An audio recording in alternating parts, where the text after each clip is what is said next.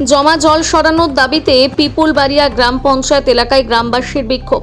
নদিয়ার পিপুলবাড়িয়া গ্রাম পঞ্চায়েতের অধীন 249 নম্বর বুথ এলাকায় দীর্ঘদিনের জল নিকাশির সমস্যার প্রতিবাদে বিক্ষোভে সামিল হবেন স্থানীয় বাসিন্দারা। অভিযোগ, গ্রামের ভেতর প্রায় 200 মিটার দীর্ঘ একটা ঢালাই রাস্তার ওপর দীর্ঘদিন ধরে জল জমে রয়েছে। উপযুক্ত নিকাশি ব্যবস্থা না থাকায় সামান্য বৃষ্টিতে রাস্তাটি কার্যত চলাচলের অযোগ্য হয়ে পড়ে। ফলে আশপাশের বাড়ির বাসিন্দাদের পাশাপাশি স্কুল কলেজগামী ছাত্রছাত্রী, প্রবীণ মানুষ ও শিশুদের প্রতিদিন চরম দুর্ভোগের শিকার হতে হচ্ছে। স্থানীয়দের দাবি, ওই এলাকায় প্রায় 200 থেকে 300 মানুষের বসবাস। এই রাস্তা এলাকাবাসীর প্রধান যাতায়াতের পথ হওয়ায় দিনরাত সকলকেই সমস্যার মুখে পড়তে হচ্ছে। বারবার অভিযোগ জানিয়েও সমস্যার স্থায়ী সমাধান না হওয়ায় ক্ষোভে ফেটে পড়েন গ্রামবাসীরা।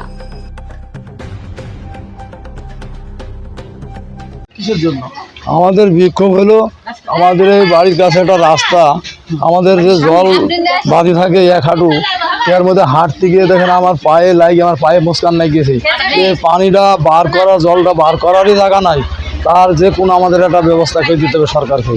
তা আমরা ছেলেপিলি এই গ্রামে প্রতবাসী সব যাওয়া আসা খুব অসুবিধা হয়েছে। তো আমাদের এই যে কোনো একটা ব্যবস্থা করে দিলে পরে আমাদের খুব ভালো হয়। আপনার পরিচয়? আমার পরিচয় রেজেল শেখ। কি কারণ আছে আমাদের বিক্ষোভ? এই রাস্তার দীর্ঘদিন ধরে এই রাস্তায় চলাফেরা করা মুশকিল। আমরা আজ হয়েছে হ্যাঁ, এই রাস্তাটা বাচ্চা কাচ্চা নিয়ে আমরা হাঁটতে পারি না, কোনো দোকানে যেতে পারি না, মানে স্কুলে বাচ্চাদের নিয়ে খুব সমস্যা। মানে এক হাঁটু জল জমে থাকে, আমাদের ঘর বাড়ি সব ডুবে যাচ্ছে, পড়ে যাচ্ছে। আমরা কি করে বাস করবো এখানে? আমাদের সরকারের ব্যবস্থা করে দেখ, আমরা যাতে সুস্থভাবে জীবনযাপন করতে পারি। কি চাইছেন আমি সরকারের কাছে? সরকারের কাছে আমরা রাস্তাটা চাই, যে রাস্তাটা সুন্দরভাবে পরিষেবা আমাদের দিক, জল নিকাশের ব্যবস্থা। হ্যাঁ, জলটা যাতে বের করার ব্যবস্থা করে দিক। আপনার পরিচয়? আমাদের পরিচয় হচ্ছে, আমি মনোয়ারা বিবি, গ্রাম হচ্ছে পাকশা, বুথ নম্বর 249। কিসের জন্য আমাদের বিক্ষোভ? এই রাস্তায় জল জমে যাচ্ছে, সেই জল বেড়ানির রাস্তা পেছে না, সব বেঁধে দিয়েছে। আমার বাড়িতে ঘরে জল উঠে পড়ছে, আমি ঘরে বাস করতে পারছি না, ডুবে যাচ্ছি। রাস্তায় চলাচল অসুবিধা হয়? খুবই অসুবিধা হয়, কাপড় তুলে হাঁটতে হয়। এ তো বিশাল লজ্জার বিষয়। ছোট বাচ্চা স্কুল, হ্যাঁ, স্কুলে যায়, যেতে অসুবিধা হয়। আমার নাতিরা আছে, স্কুলে যাওয়ার অসুবিধা হয়। সরকারের কাছে কি চাইছেন আপনি? আমি চাইছি যাতে জলটা বের করানোর যে সমাধান যেটা হয় সেটা করে দিবে। আপনার পরিচয়? পরিচয় আমার পাকশা, আমার পরিচয় আফরোজা বিবি শেখ।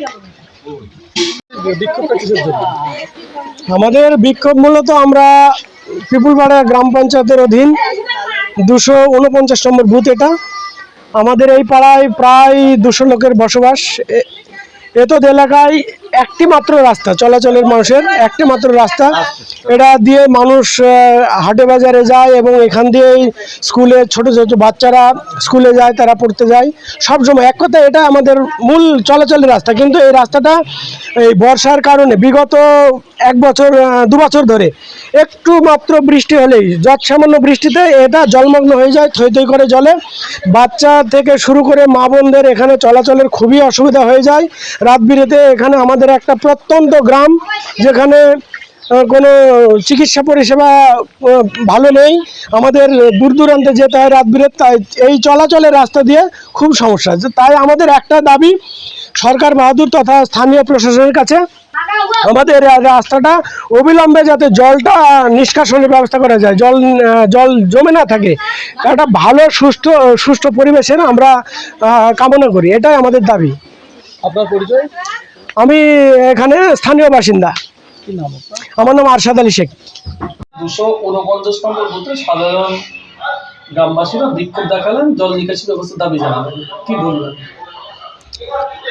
হ্যাঁ, বিষয়টা খুব সমস্যা। ওখানে বৃষ্টির জল বা যে কোনো জল সবসময় জমে। এটা পাইকশা পিপুলবাড়িয়া অঞ্চলের পাইকশা 249 নম্বর বুথে একটা পাড়াতে সবসময় জল জমে থাকে, নিকাশে কোনো ব্যবস্থা নাই। বিগত দিনে ঊর্ধ্বতন কর্তৃপক্ষকে বিষয়টা জানানো হয়েছে। তো এই বিষয়টা আমি আবার পুনরায় ঊর্ধ্বতন কর্তৃপক্ষকে জানাবো, যাতে এর সুরাহা হয় এবং যাতে জল নিকাশের ব্যবস্থা হয়, মানুষের যাতে চলাচলের সুব্যবস্থা হয়, তার জন্য আমি ঊর্ধ্বতন কর্তৃপক্ষকে জানাবো। আপনার পরিচয়? আমার নাম আদের মণ্ডল, আমি পিপুলবাড়িয়া গ্রাম পঞ্চায়েতের উপপ্রধান। আমি এই বিষয়টা সত্যিই খুব খারাপ জায়গায় আছে, রাস্তাঘাট চলাচলের অযোগ্য। এই বিষয়টা আমি অবশ্যই ব্যবস্থা নেওয়ার চেষ্টা করব।